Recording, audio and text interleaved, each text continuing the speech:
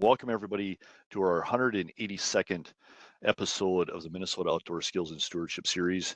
We're talking with Michelle today about moose in Minnesota, managing moose and the challenges and opportunities we have for it. She's our wildlife health program supervisor. So Michelle, welcome and thank you for joining us today to share your passion about moose.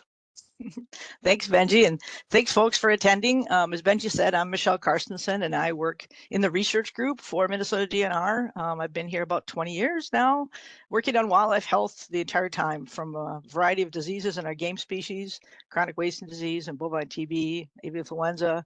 But my passion is moose, and I've been fortunate to work on moose health for most of my time here, on and off, and lead some research projects. And today I'm going to bring together a talk to talk about managing moose, both from a research perspective and some of the management opportunities we have now as well, in a lot of collaborative settings. So let's get started. So the outline I have for us today is to provide a historical context of how wildlife habitats and their populations have changed. And then we'll run through a little bit of basic moose ecology and the changes of the populations that have happened in Minnesota over time, just so folks are all on the same page out there in their understanding of our state for moose.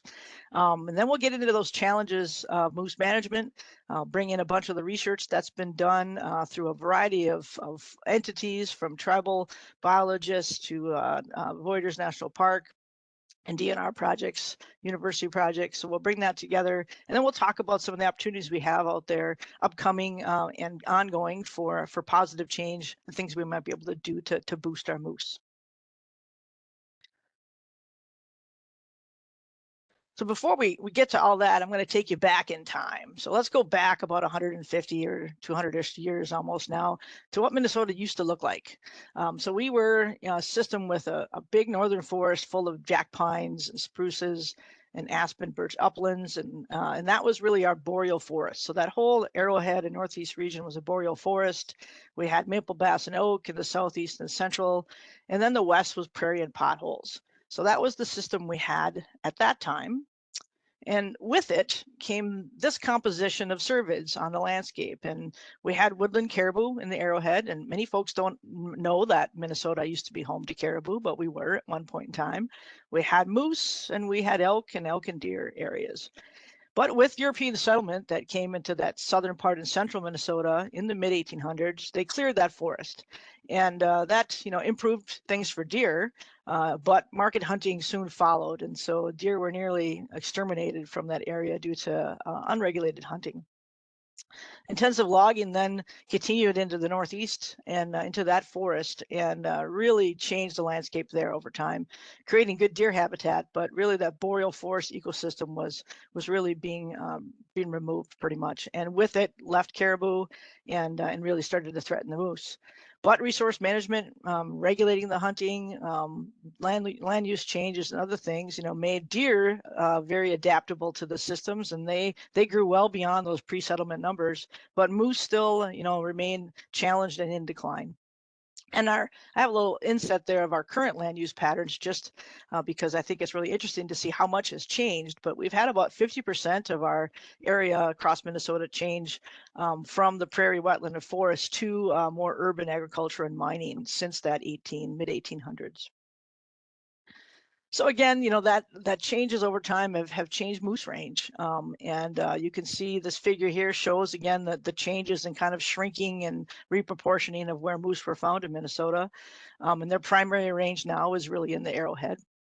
Again, they're a cold adapted species. They like an early successional or a young forest, and they're very vulnerable to parasites. And we'll be talking a lot about those today, especially those carried by white-tailed deer. In addition, climate can have some influences on wildlife in general, really in two facets. You think of like a direct effect, which to me is more like you're hot. There's heat stress, you're overly warm, your body can't get rid of excess heat, your respiration increases, your heart rate increases. And this type of a heat stress can have a physiological response and maybe even a trade-off to your fitness and or survival if you're trying to mitigate this excess heat load. However, climate can also have a lot of indirect effects on the species and the landscapes they live in. So if you think about that in the sense of shifting forest composition, shifting abundance of different prey species, increased competition as other critters can do better and move into new areas. Also, the habitat can change your needs for thermal requirements. If you need more shade or you need hiding cover, there can be changes in how the climate affects that composition. If we think of vector-borne pathogens and how their range may expand in different climates, especially warmer climates, I always think of ticks, because you think about how deer ticks weren't present in northwest Minnesota at all, and in recent years, boy, they're everywhere, and with it comes a whole host of diseases that ticks get to carry, and mosquitoes and midges that can threaten wildlife species. Also increases to some of the intermediate hosts for parasites like white-tailed deer, which are the hosts for both liver flukes and brainworm. As they're moving into new areas, they take those parasites with them and then can pose risk to elk and moose, and if there were caribou, them as well. And really, there's just an increased complexity when you add the climate question in, because you're now adding in a something that could be a mirage of stressors, and climate is just one additional one, and how a species might respond to that can be different. Okay, so let's talk about the population changes of moose over time. So moose are located in, all across that northern part of North America. So they're in the across Canada and in the U.S. But in Minnesota, we're really on that southern extent of moose. So we're already down there at the very end of their range, their climatic range. And so that's why some of the climate things we'll be talking about really are more impactful for us, because we're already kind of hanging out in that bottom area of their range. Some basic ecology of moose for folks that might not be that familiar. They're kind of a long-lived critter, 15 to 20 years. They breed in October is the most of the peak of the rut. Gestation's 230 days, and we have a pretty good winning rate in Minnesota, 30%. It's better in the northern country like Alaska, but it's not that bad for our area. And they're big critters. Our cows can average about 800 pounds, bulls 1,000. We've had a 1,200-pound bull that we've already handled. So these are big critters. And with that large body size comes the need to eat a lot. So they are very generalist herbivores. They like a variety of things. They eat a lot of woody shrubs and plants. They do have some aquatic vegetation needs that they also fulfill, but they require a lot of food. So I put this in here to just kind of give you a sense of quantities. 73 pounds a day in summer is their average. So that's a lot of stuff to be finding to eat. And I just put in a few of their favorites here, but again, they can adapt to lots of different areas, and they have a broad palate, some providing better nutrition than others, but they can make a living. They're also, well adapted to dealing with extreme temperatures with that large body size and those long legs. Deep snow, it's tough for deer, but not for moose. So they're built for that system. So they can navigate through deep snow quite readily. They can, again, alter their behavior and utilize different habitats as needed. They're highly mobile. They are arboreal species, but they are machines to adapt to cold. So that's what their bodies were built for. So taking a look at what's happened in our state with moose, we're going to start with the Northwest. So Northwest Minnesota, you've seen some maps there I've already showed that showed how the range has really constricted, and there's not that many moose in Northwest Minnesota right now.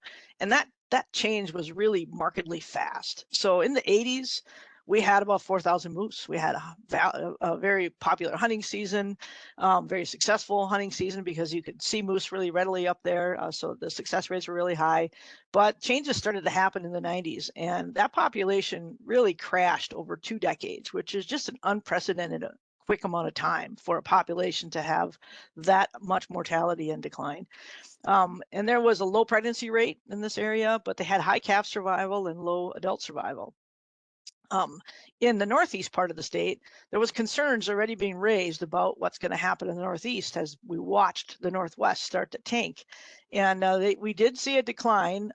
You can see in this figure on the right here that there is a fixed wing sampling used to be the method that we used for estimating the northeast, but that changed to a helicopter survey in 2005. So there was a better estimate at that time. So it's likely that the early or late 90s, it was still in that 8,000, 7,500 range. There wasn't the huge markedly jump there. It was just a better survey technique. But we're not exactly sure at the peak of moose, but we're guessing around 2006, we had about 8,000 animals, and that dropped nearly 60%, and now has stabilized at around 3,500 to 4,000 moose, somewhere in that range. Here we have, again, a normal pregnancy rate, but we have low calf and adult survival.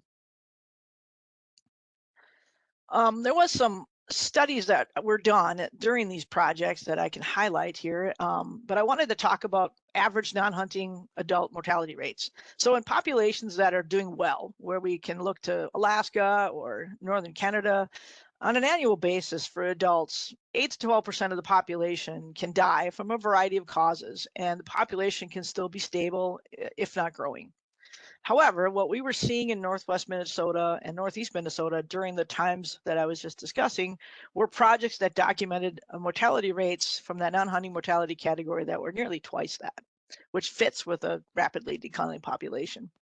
So from 1995 to 2000, a project was launched in Northwest Minnesota with VHF collars that looked at survival and causes of mortality. And they documented that diseases and parasites were the driving causes of the deaths that they saw, predominantly liver flukes, liver fluke migrations throughout the body, P. tenuis, very little predation. There wasn't as many wolves established in Northwest Minnesota at this time. There were some wolves, but not like there are now. So this was not a big reason for some of the mortalities that they were investigating. And they also suggested a link to summer climate and climate change issues might be impacting the ability of these moose to withstand these high parasite loads. In the Northeast, in 2002 to 2008, another study was launched using VHF technology again. And here they documented, again, a very similar non-hunting mortality rate, 21%, nearly twice that rate we want to have. And they had, again, a variety of health-related issues, P. tenuis and liver flukes as well, but also unknown health issues where they just didn't get to the carcasses in a timely manner due to the monitoring, having to fly to listen to them, to hear them and locate the carcass, delayed these mortality responses. So they still found a lot of health-related issues. They suggested that warming winters were a driver in the mortality here. And the wolf question, they did document wolf mortalities, but it's also likely that some of these unknown in the green were likely wolf mortalities that were just too hard to tell between scavenging and an actual wolf kill to discern what the true cause was. So we're probably underestimating the impact of wolves in this project. So we have all of these things going on that possibly contribute at some varying levels to what's happened in the moose declines in both of these regions of Minnesota. We got the diet, the food quality and availability that helps create the good body condition we want moose to be in, to have high pregnancy rates and to withstand parasite loads and to be able to be vigilant enough to avoid predators. We have forest management where we need to have good thermal cover and good juxtaposition of habitat types so moose don't have to travel too far to find shelter when they need it. We have parasites and diseases. We have two predators that prey on moose, black bears and wolves. We have hunting, and then we have some climate change. So let's talk about hunting for just a little bit, because I get this question quite a bit about the impact of hunting. And just to review that, we did have statewide moose hunting that was closed in 1922 for a long time, and then it reopened in 71 when the numbers increased. On the top right here, I have some years that show the applicants and how many bulls were harvested in these success ratios. And so the Northwest stopped hunting moose during that big decline we talked about already in 1997. And then in the Northeast, it shifted to bulls only in 07 and then totally stopped in 2013 for state licensed hunters due to these declines. And success of hunters being able to bag a moose was already in decline before this happened, showing that moose were already in a state of decline where you have success rates that are dropping into the 40s. Tribal harvest has continued at a very low rate. These are focused on bulls, and this is likely not having any impact or had any impact of any substance to the moose declines. These are very few animals taken out of our herd over the course of these years, and focusing on bulls where we have high bull-cow ratios. We have plenty of bulls out there to breed our cows, and we haven't seen any reason to think that the hunting was having a negative impact. We did launch a GPS colored study to really dig into this non-hunting mortality question further. Because of the limitations with VHF studies where you have to fly in a plane to listen for a moose, whether it's alive or dead, and then launch a response, those delays in getting the animals in time to understand some of the mortality, were problematic. So we worked to deal with that by using GPS collars that were able to text us or email us when a moose died, and we were able to respond much quicker. So we launched a project funded by LCCMR, Environmental Trust Fund, from 2013 to 2015, collaring 173 animals in the Northeast throughout the core moose range. And we monitored these animals through 2018.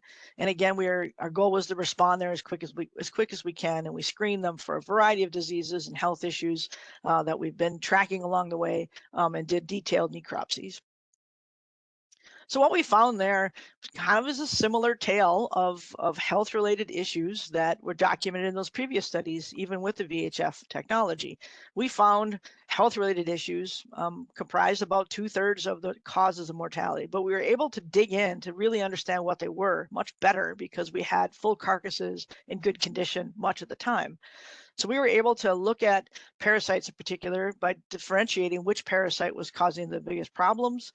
We looked at different types of bacterial infections. We also were able to confirm wolf kills as well as suspected wolf kills. So the idea of separating out a scavenging event from a predation event happens, it can happen much better if you're there quickly and you can assess the scene as how it unfolded versus an animal that had been laying a few days and then just encountered.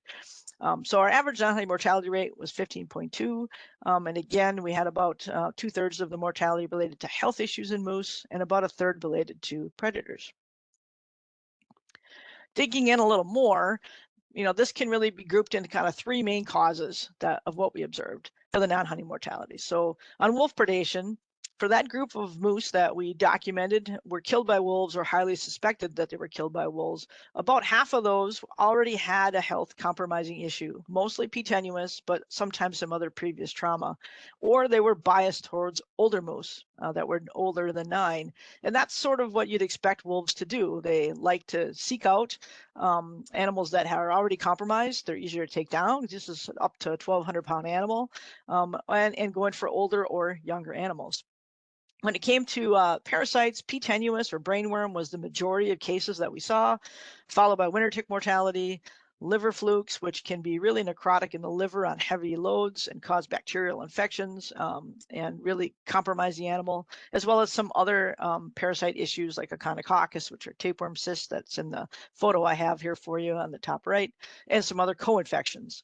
We also documented quite a bit of infections in general caused by a variety of things. One of the really interesting ones was wolf-related puncture wounds, which is, in my opinion, an additive mortality. So here the wolves weren't selecting an animal that was compromised. They were injuring an animal that was in good shape, but that injury, that wound, might have even been small, brought bacteria from the wolf's mouth, into the animal, and it takes a couple weeks until an infection really kicks in, and then it actually goes systemic and kills that animal. So we did document 4 cases of that. We had some other things like heart disease and kidney disease and trauma as well, but separating out proximate versus ultimate. So what actually killed the animal, i.e. a wolf, versus the ultimate cause, it had brainworm, is still challenging when you don't always have the full picture and you don't always have all of the samples you want to assess for its health. When it comes to moose calves, there's been some work done by both 1850, Grand Portage, Band of Ojibwe, and DNR on moose calf mortality. So this is on young animals from birth to the first few months of age primarily. And here we documented wolf and bear predation as the drivers for what's happening with calves. So in the DNR-led study from 2013 to 16, we had 84% of the mortalities were caused by predation, and wolves had that biggest piece of the pie. So they were the majority, followed by black bears. And I have that presented for you on the left, along with a scene of what a wolf killed mortality would look like from a calf. When it came to what Grand Portage found is that there they saw wolves and bears were pretty much equally responsible. Still the driving force of mortality was predation, but both predators were contributing equally in that system. And they actually followed up with a spring bear hunt to try to look at if they can impact calf survival by removing some spring bears, and found that they did decrease bear-caused deaths in some of their analysis. Whether or not that can be extrapolated across all of moose range, I'm not sure, but interesting findings that they did on the reservation. And there was also a project led by Grand Portage that looked at wolf scat across northeast Minnesota from 2011 to 2013, and they found that moose are the primary prey for wolves living on Grand Portage Reservation, but deer were the primary prey across 1854 ceded territory and Voyageurs National Park, which is sort of the rest of core moose range, which is sort of what we would expect, that deer populations typically drive wolf populations, and then beavers are another very highly preferred prey for wolves. When it comes to these parasites, I mentioned already brainworm and liver flukes, and I just wanted to point out for folks too that the white-tailed deer is really required in a system for these parasites to be problematic for moose. So you have to have the deer, but you also have to have the slugs and snails that are part of this cycle. So there can be places where deer and moose can cohabitate and not be problematic, like Western North Dakota. But when you have the snails and slugs that also are part of this cycle present, that becomes where it's problematic. So like the Red River Valley part of North Dakota, the western part of North Dakota, eastern, is definitely problematic for moose, where deer and moose coexist. So for us in Minnesota, we have P. tenuis issues across moose range. And again, it was part of the drivers in the Northwest decline. And that's because we have the presence of both these gastropod hosts and white-tailed deer. When it comes to winter ticks, we do have that as well. And I'll talk about that here in a second. Back to brainworm, just for one more minute, I just wanted to give you a little bit of data to show you what we found for that impact. When it came to the Coleridge study, again, it was about 23% of all moose that we handled had signs of P. tenuis. But when we looked at opportunistic moose as well, roadkills or reported sick by the public, that was almost twice that rate. And that's expected because P. tenuis affected moose is very visible to the public. They tend to go to open areas and stand there for sometimes days. So they have a high likelihood of being seen in those circumstances. So it's probably a little bit overly biased that it's high for opportunistic ones. So maybe someplace between 23 and 45 is that real sweet spot for what's really affecting moose, but it's a high percentage of moose, probably in the mid 30s. And as deer range expands in Minnesota, as we expect with our warming climates, we can expect that to be continued problematic, if not increasing. When it comes to winter ticks, we did see deaths caused directly by that, but it wasn't every year. It was, based on the severity of the preceding winter primarily. So we did have, again, winter tick mortality. So here they are, have a loss of hair, like you see in the photo here. They become very anemic. They die from hypothermia. And it's, again, weather dependent. So if you have a really good winter with deep snow into the spring, that when the ticks fall off the moose, they'll often die, and that will suppress tick populations for the next year.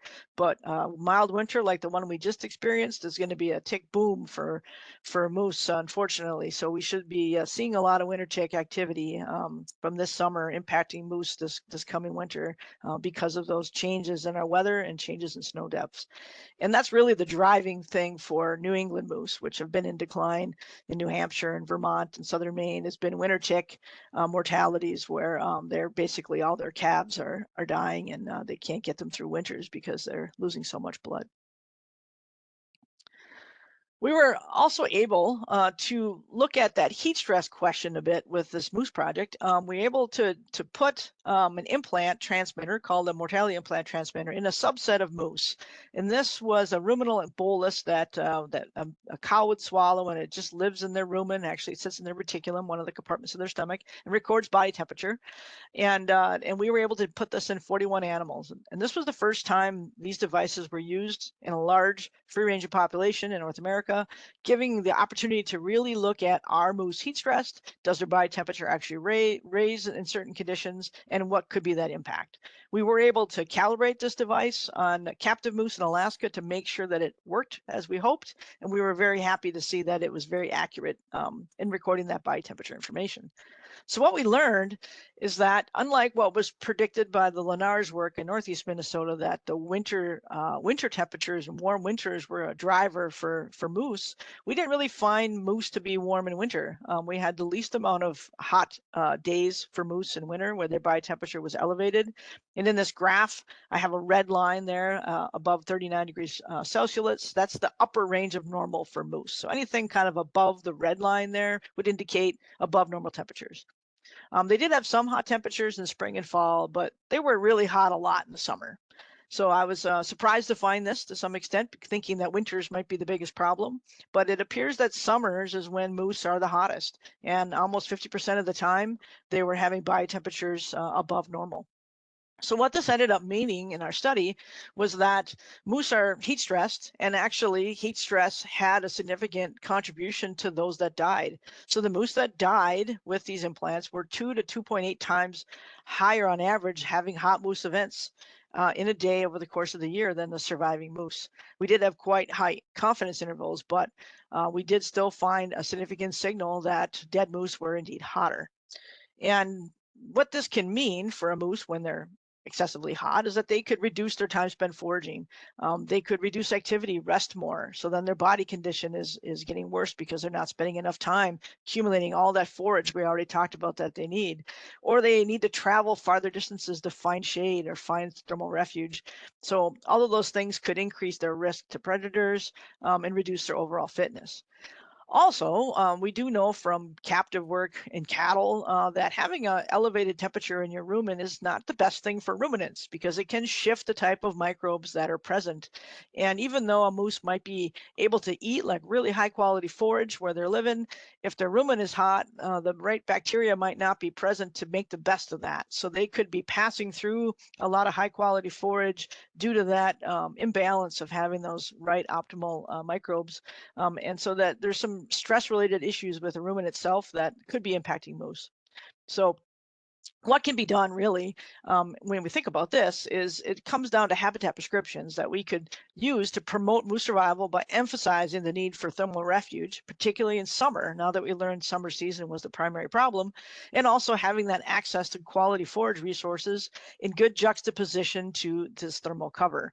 Again, that will promote better body condition, better ability to withstand mild to moderate parasite loads, better ability to be vigilant and avoid predators, and improve pregnancy rates. Let's shift gears a bit to talk about some opportunities. One of the things I wanted to highlight on the habitat side is that work has been ongoing for quite some time through a moose habitat collaborative that's been funded through Lesage Sam's Outdoor Heritage funding since 2013. Really great project led by Minnesota Deer Hunters and Rough Grouse Society, collaborated with across the forest with federal and state partners and tribal partners to work on moose habitat projects and improve a lot of stands that make it more moosey. And over the course of this, you can see some statistics here for the work that they've done. And I think it's been awesome that this has been able to be accomplished and is ongoing. One of the limitations I would say that has been identified from this is the scale of these projects tended to be smaller projects, and that we felt that perhaps we needed to do larger scale moose habitat work to be more comparable to moose habitats in Ontario, where moose tend to be doing better, and we wanted to offer them some of these different complexes that we think will bolster moose populations. So with that in mind, we competed successfully for a grant, America the Beautiful Challenge, from the National Federation Wildlife Federation Foundation. Fish and Wildlife Foundation, and we received just under 450,000 to basically work on planning on how to do this, how to do large-scale moose habitat management in Minnesota.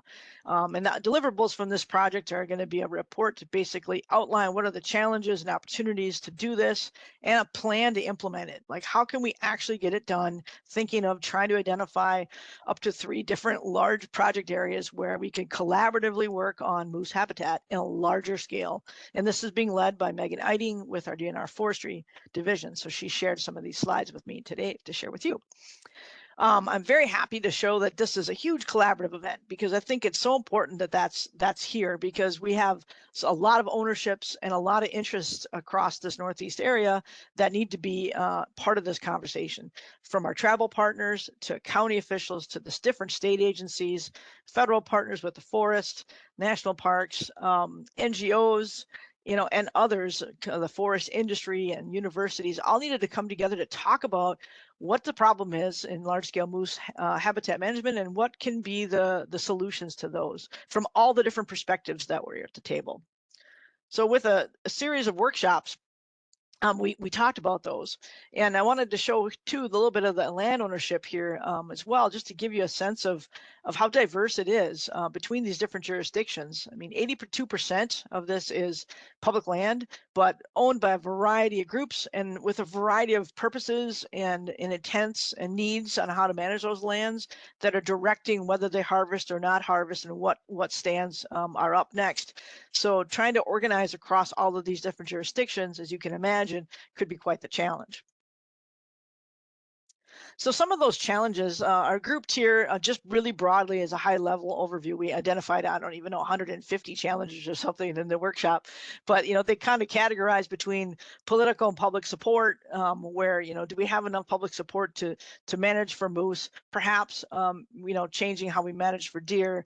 Do we have enough organizational support from that? Do we have stakeholder groups that really advocate for moose?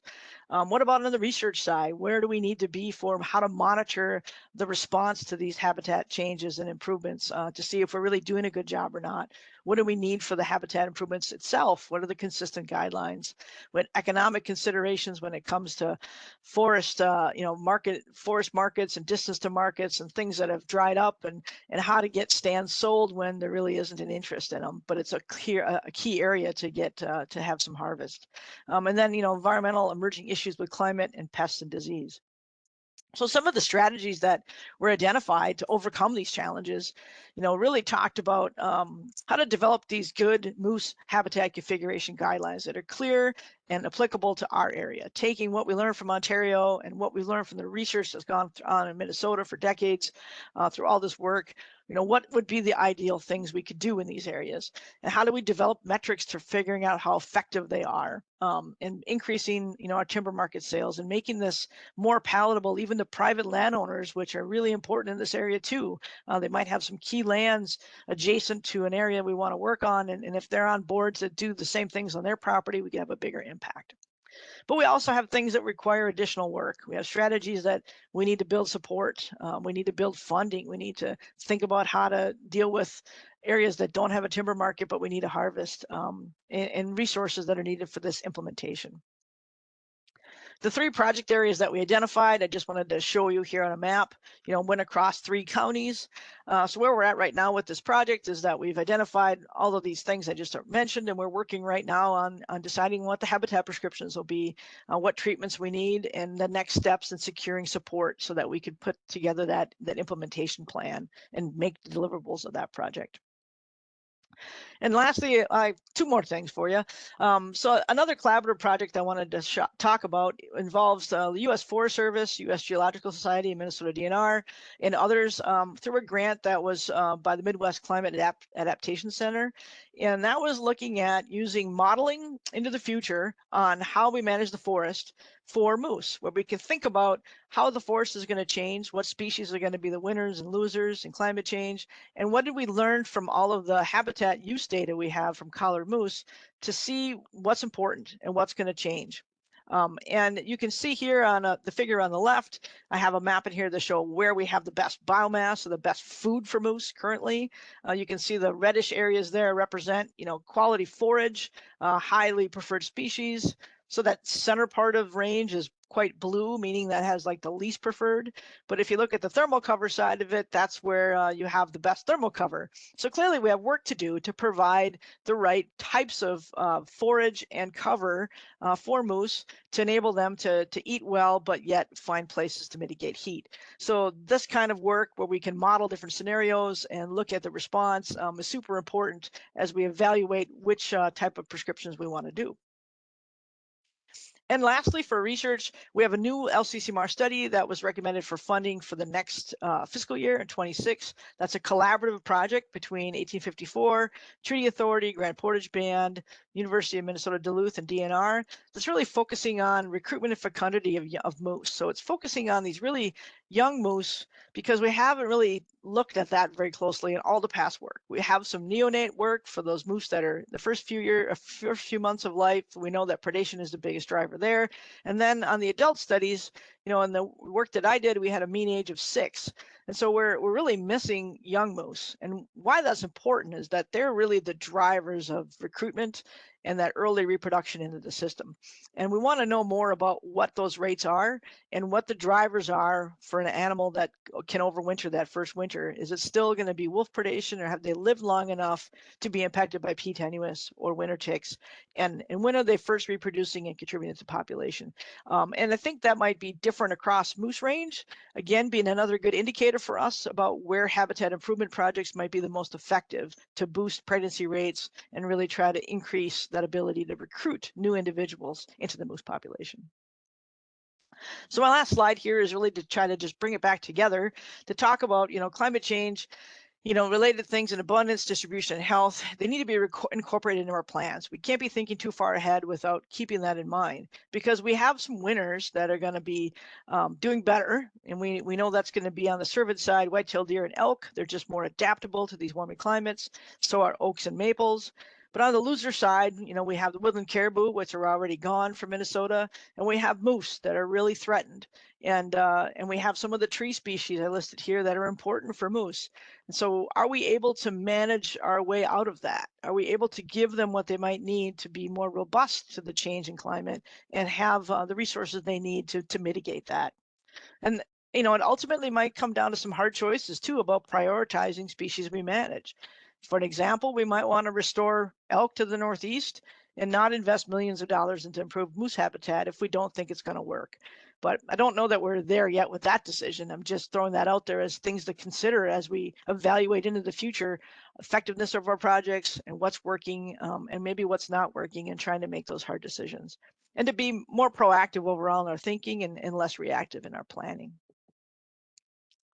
So with that, I will take any questions. And my email is here too, so you guys can reach out to me anytime. Yeah, we'll leave that up for just a minute here. Michelle, thank you so much for joining us and sharing just the depth of knowledge and the amount of studies and stuff that have gone on with moose in Minnesota.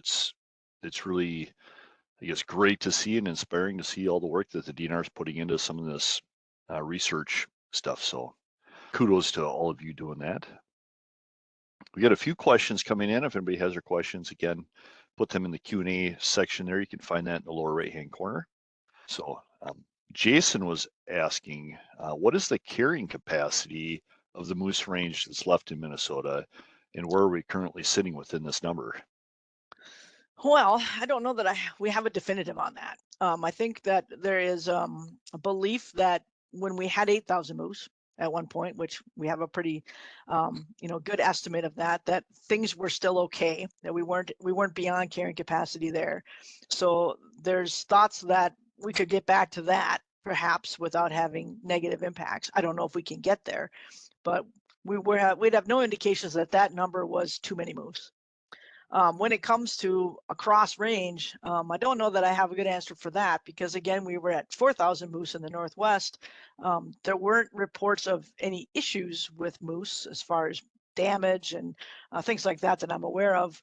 but whether or not the forage resources are still there to maintain that amount of moose, the systems have changed with a lot more agriculture in, and maybe there's more limitations for how we're managing the land in the Northwest than we are in the forest. So I would be more concerned that our capacity in the Northwest might have changed more than what we have in the Northeast. I think in the Northeast we still have we just have an aging forest. We're not cutting enough. We're not creating enough disturbance, enough young forest like we had going on in more of the boom of our forestry industry in the 80s and 70s. We just had a lot more activity going on, and it created a lot more food, and probably spatially important to where forage where cover also was for moose at that time. It's a good answer. I think you answered the next question too, on kind of what kind of range or density return does the DNR believe is possible, or even ambitiously possible. So it's, how much range can you get back? I don't know. It's a tough question. And the moose range, I'll answer that a little bit, has changed in other jurisdictions in ways that we wouldn't have expected. So in North Dakota, there used to be the stronghold of moose was in the northeast, Pembina Hills, Duck Mountains, that Red River Valley that we shared with our strong Northwest population. They're both pretty much gone. But moose redistributed themselves across North Dakota. They're in the prairie, they're in the western part, that you would look at that and say, how is a moose making it here?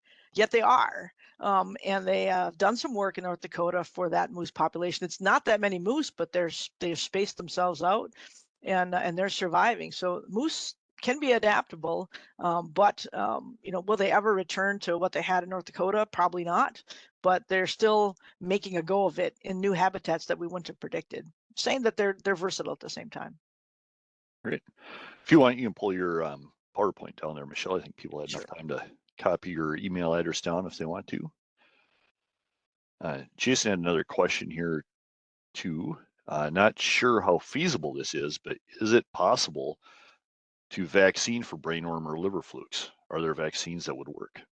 Not really. I mean, this is a problem in domestic animals, particularly like llamas and alpacas too, or goats that get brainworm, and liver flukes in cattle and stuff. So these are parasites that are in our domestic animals as well. But we get that question a lot about dealing with winter ticks too. Can't you treat them? So even if there was a vaccine or a topical that you could apply to a moose to deal with a parasite load, like treating ivermectin or something like that to cattle, you'd have to handle them. You'd have to repeat. Sometimes it's repeated. They need multiple treatments in a season. So just the feasibility of treating wildlife and vaccinating, makes that a really challenging concept, even if the products were actually available.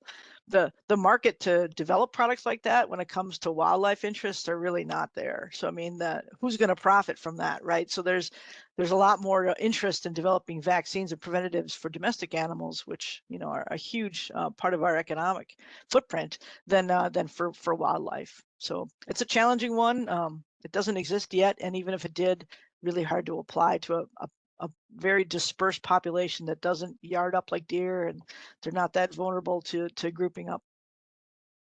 Right. Ellie's got a question for graduate students interested in animal pathology. Are there opportunities to get involved in research related to moose mortality? If you like dead stuff, you're my people. So yeah, you should reach out to me. Well, when we have projects going, hopefully this upcoming LCCMR one, we'll be able to go in on responses. I've taken volunteers in the field with us. We sign them up ahead of time, and it's just not predicted, right? So you don't know when the moose is going to die, so you have to be available like that day because we're going to go. But we'd be able to take some folks along on occasion. A small number, right? Because we have to use snowmobiles or ATVs to get in. But we've brought volunteers along, or shadows. I've taken externs or job shadows along on mortalities.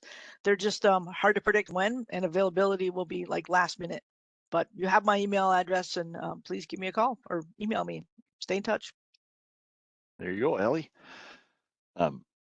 Jim was wondering if you could describe the vegetation composition and structure of moose thermal refuge.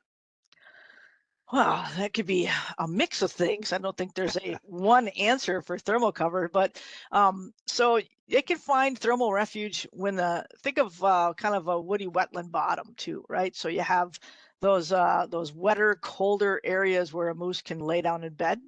There, you don't need to have full canopy cover or full canopy closure because you're already be able to lose heat through conduction. So the animal is able to lay in something cool and lose heat that way. But if they're in like an upland stand where that soil composition isn't that way, or they don't have that cool soil, but then you're really going to look for cover. You're going to want to have canopy cover that's pretty dense if it's going to be like deciduous species, or if you have a mixed stand that has some conifers, even better, so that you can have some conifers to go into. That mixed landscape is I think more ideal because you're going to also have some food resources available to them. Usually not that far away. There's going to be some smaller openings, so they like to eat a lot of different things, so they can munch over here and then yet find some shelter. So it's not the best answer for like what exactly should you have, but I think you can have a variety of things and provide some of the needs for moose. One of the things we're hoping to get out of this America the Beautiful grant project is that moose habitat prescriptions I was talking about, to be able to have that document done and completed, not only for the large scale stuff, but something that we could also deliver to a private landowner who wants to do moose management on their properties. And that could be differences in scale, but give them a flavor for what might work for them to help moose where they are. Right. Jenny was wondering, is the Northwest Minnesota moose population still being surveyed, or is it numbers too low to make it cost effective anymore? The latter, yeah, we haven't surveyed moose there since 2007, and there has been moose spotted through elk surveys. There's been moose reported by private individuals as well as employees. Agassiz has reported that they still have moose on the refuge there, so we know there's moose around, and we just don't think that there's going to be that many. And I think it's going to be a decision about whether or not it's important for us to spend the resources to do a survey for moose, and what will we do with that information? Like, how can we use that? So I don't know if we're never going to do it, but I know in the near future that hasn't been a high priority. Yeah. Chris has a different take on the habitat management. Are there any habitat management? Oh, I just lost my question. Oh, there it is. Chris is wondering, are there any habitat management practices that could limit parasite loads in the Northeast? Well, there has been some work done on prescribed burns. So a prescribed burn can kill ticks. It might actually be able to reduce some of the gastropods present, if they are, to mitigate some of the P. tenuis or liver fluke transmission as well. So fire can be helpful. Some of the challenges with that is the scale of the fire and how many moose you could impact. So when we have those bigger burns in moose range, that's been something that's good for moose. It's not necessarily good for the people who have cabins or properties around, right? So when we have big fires, we want to control them. We don't often let them burn unless they're in the boundary waters. But you really need a burn that's hot and large enough to probably have an impact on a parasite or a tick population enough to reduce it. And then it will still be a temporal thing. It will reduce it for a while, but they'll come back. So there is some effect of fire, and I think we've been trying to think about that in our planning. That can we leverage fire at key times to reduce when ticks fall off, or when ticks are starting to quest in the late summer? That would be an ideal time to burn, so that you reduce them from even getting on the moose. So there might be some ways we could think about using fire at smaller scales at the right time frames to have an impact, because I think those large burns that would be required to have the biggest footprints of moose impact are still going to be hard to come by given all the constraints with burning at that scale. Oh, yeah. You did a really good job of answering Rebecca's question about fire there. So Great. 2 in 1. Good job. Everybody was wondering about, back to the North Dakota population shifts you were talking about. Do you believe Northeast Minnesota moose could re-expand to their historic eastern range? To the northwest, I mean, Northeast moose go to the northwest? Is that what they meant? That's what I'm thinking she's talking about, yeah. Yeah, I mean, I think the challenges in the northwest remain there. So that's sort of part of the problem, is that there's higher deer numbers there now than there were in the peak of moose, and those gastropods in the Red River Valley are very abundant. And so even if moose make it back over there, they're not going to last long due to those pressures. And I see it in the elk too. The elk necropsies we do, I mean, they die from P. tenuis and their livers are horrible. So it is a tough system in that Red River Valley for a moose or an elk, but not hard for a deer. So I don't know if that's the best scenario for moose to come back in. But in the middle of that, as they think about Grand Rapids and Deer River and some of that country, that in between area has a lot of good habitat. And moose are still observed there. They're observed in places like McGregor, and so we see moose in those areas, but not in the highest numbers that we do, and still in that core range. But will they have abilities to move further? I don't know. But I would be fine that if they did, they're welcome. Right. David asked, what impact is expected to the moose population in Cook County due to the recent impact of spruce budworm on balsam fir and spruce there? Yeah, those are important trees for moose, and that's been a part of the discussions in the workshop. And I'm not a forester, so I'm gonna have limitations on how I can answer this. But the smart forester people are talking about the effects of that, and and the stand age as well as the pests, and how you're going to bring back cover, because you can't grow it. You can't grow it in 10 years. It takes a long time to restore the type of cover that a big spruce, spruce bog provided for moose. So what else can you do? And it's not necessarily about what you can grow back, but it's maybe more about what you can leave behind instead. So instead of because you're not going to grow back in my lifetime, but you can change how you would have harvested or managed an adjacent stand to leave enough cover. And it might be a different kind. It might be more of that mixed upland stands that have solid canopy cover that would have been marketable timber, but now you decide to leave a 10 acre patch or something because you just lost all your spruce. So I think you have to think about what can you supplement in those scenarios, and what's available to moose within a home range of a moose to make an impact. But you're right. I mean, those pests are part of the modeling exercise too that we're doing, is how that system's going to change over time. Tamaracks are going away too. Great. Stacy has a two-part question here. One, was Minnesota historically more mixed forest like Ontario? Well, Minnesota, that northern part was more of the traditional boreal, and I think it's become more mixed over time.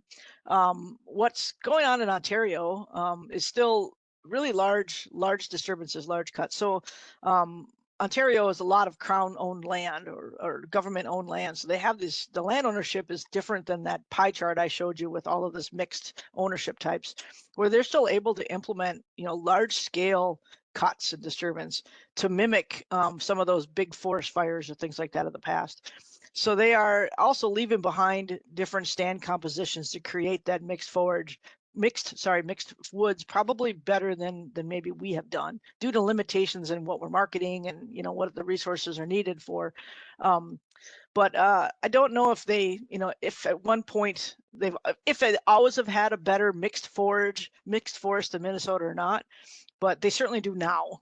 And I think that's some of the things we've been working toward recovering to do something more like what Ontario has currently at the scale that they have, which has really been the challenge. And the second part of Stacy's question was, has Ontario measured internal body temperature in moose also to kind of Nope. compare it to what we do? Not yet. No, we have the only ones that have done this work so far in North America in free ranging moose. There's been a small study in Sweden that's looked at this that had the same implant transmitters, but they were looking more at like the response of moose to being hunted by dogs and things like that. But this body temperature data is something that's pretty unique to what we tried here in Minnesota. Cool. You need to have a comparison for those neighbors. I've been telling my Canadian friends that we need to put these implants out. So it's a proof of concept too, right? We had to make sure they work. We had to make sure that we're getting useful data out of it because they're not cheap. When we bought them, they were $800 a pop for that little transmitter. The collar was $2,500. So it's an expensive thing to try out. And so they want to make sure it works. But the paper on this topic is being published right now in ALCES, and so maybe when that gets out, there'll be more folks trying to mimic that and compare it to what we found. I would love to see what it's like in other areas. Yeah, that'd be neat. Brian was wondering how long before moose return to a fire area such as land ravaged by the Greenwood fire. Yeah, so in fire response, it's typically 4 to 6 years or so after a fire comes through that it becomes moosey. But deer are there first, which is kind of some of the problems we're having, right? Is when you have these disturbances, it's sort of the early time, it's a dinner bell for deer, and then vegetation gets up too high and it becomes perfect for moose, which can reach 9 feet. So moose will use like a new burned area, Pagami Creek, all these areas. It was better 4 years after burn, and they'll use it for a 6 to 8 year window, perhaps, until things grow up too much. So burns need management, right? They need knockback. They need additional work to continue to offer good forage for moose. It's just not a one-time thing, because stuff will grow up too much for them too. But for a time period, they are really good for moose in that window. And we've been monitoring that with our surveys. That they fly some habitat plots that are dedicated plots that have been through the fires, like Greenwood Fire.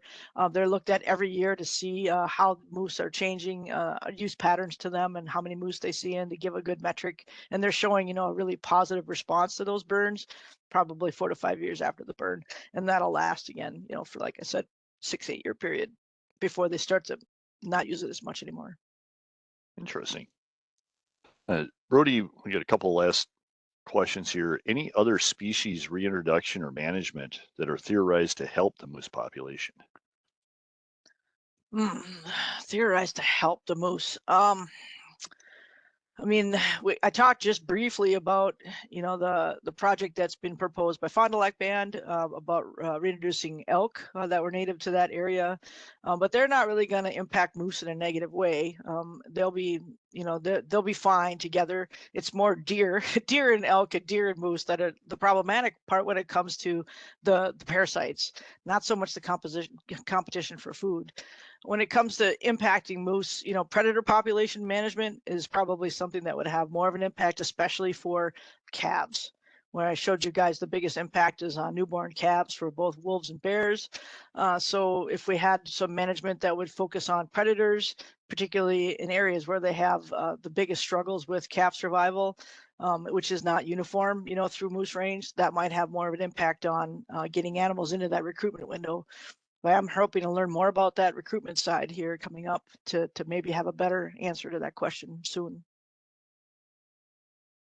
Great. It looks like that's all the questions I'm seeing. Do you have any other last comments or anything you want to make, Michelle? Thank you so much for taking the time and talking about moose. Some of my fondest No, thanks memories for are, the folks that attended. I'm happy to yeah, share this information.